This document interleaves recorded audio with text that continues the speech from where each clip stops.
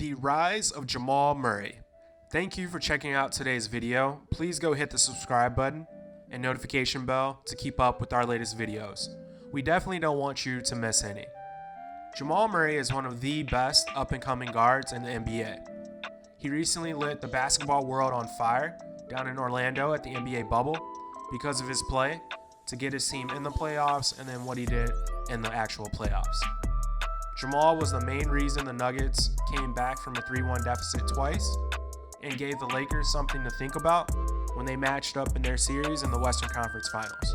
So today, we're going to look at Jamal's path to becoming the person and also player that he is today. So who is Jamal Murray anyway? Jamal Murray is obviously a Canadian point guard who plays for the Denver Nuggets. Murray was born in Ontario. He has a younger brother and is the son of a former athlete, as his dad ran track and field and also played basketball. Jamal would often play against kids who were actually older than he was when he was younger, and his game actually developed rather quickly. At the high school level, Jamal Murray would actually play with a fellow pro, Thon Maker, at Orangeville Prep, and they actually beat some of the top prep schools in America. In 2013, Jamal Murray would be named MVP of the Jordan Brand Classic International game. And then 2 years later, in 2015, he was actually named the Nike Hoop Summit MVP. Later that June, Murray would go on to commit to the University of Kentucky, and he looked to become the next great UK guard to eventually go pro. And as a Wildcat, Jamal Murray would actually go on to have a really good freshman season. He averaged 20 points per game, 5 rebounds, and 2 assists. The 20 points per game were the most for a UK freshman. And at the end of the season, his production earned him all NCAA third team honors. But for the conference, the SEC, he was all first team for freshmen and all first team for the entire conference. So obviously he had success, and just rolling that forward, he would end up entering his name in the NBA draft rather quickly after his freshman season. So again, another one and done at UK. It's what they churn out. It's what they do. So in the 2016 draft, Jamal was actually picked 7th overall by the Denver Nuggets. Murray was their guard of the future, and he immediately stepped into a big role on the team. After a productive first season in the league, Jamal would be named to the All-NBA second team for rookies. So again, a very good season. He had success early on, but in year 2, he really took a big leap. He started over 80 games and averaged about 16 points per game. His improvement, along with the fantastic play of Nikola Jokic, really began to turn some heads, and then the Nuggets team turned from being a team that was rebuilding to one that's on the rise and as a contender. Now going into year 3, it was obvious Murray could score. He had averaged 16 points per game. He displayed the offensive abilities that really made him a high draft pick when he was coming out of college. But he needed to really improve his strength, his handle, and just create more scoring opportunities for his teammates if he wanted to take that next step into a top 10 point guard in the league. Fast forwarding up to today, it's safe to say Murray has definitely improved in all those above mentioned areas.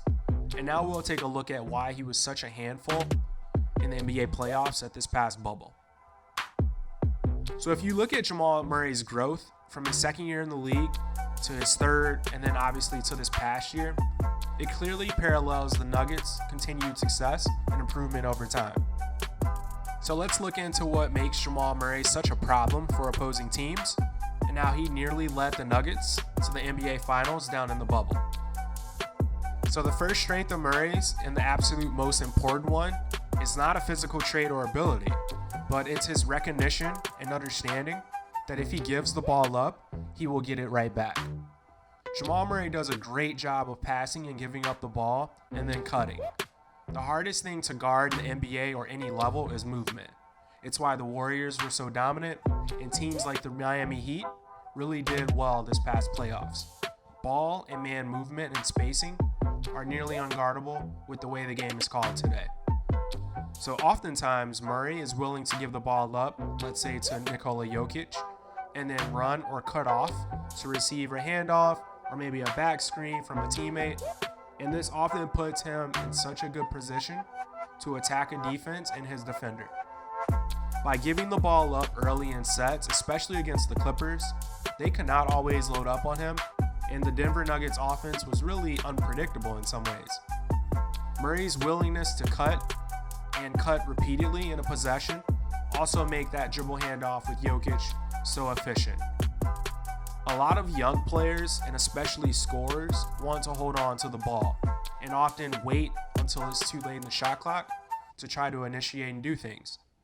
Jamal Murray displays poise and understanding behind his years because he knows when to give it up and use certain moments and situations to attack.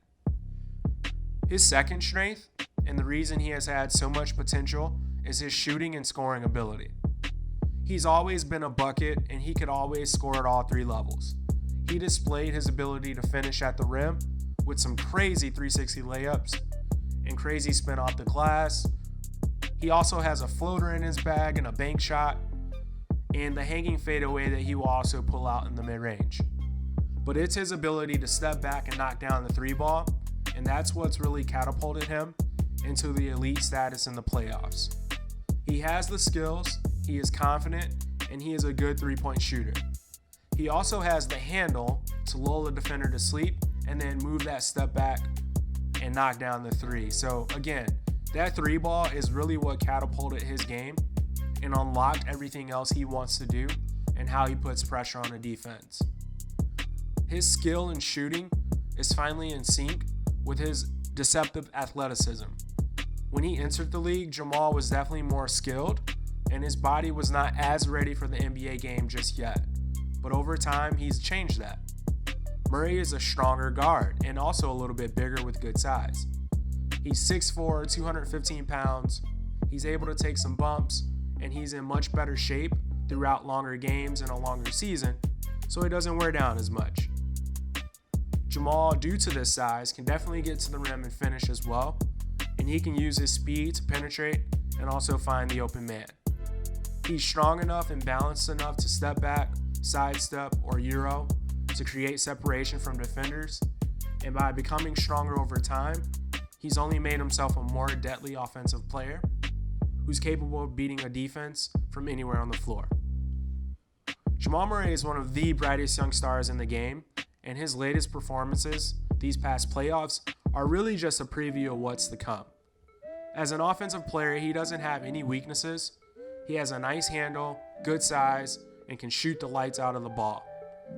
And although he doesn't use his athleticism to affect the game on the defensive end as much as others, he is still a good defender on that end. And again, the main reason the Nuggets have taken the leap into one of the elite teams in the West. We are so excited about what he adds to his game and bag this offseason, and can't wait to see how far he takes the Nuggets. We hope you enjoyed learning more about Jamal Murray. Be sure to go subscribe and keep an eye out for what we drop next. Until next time.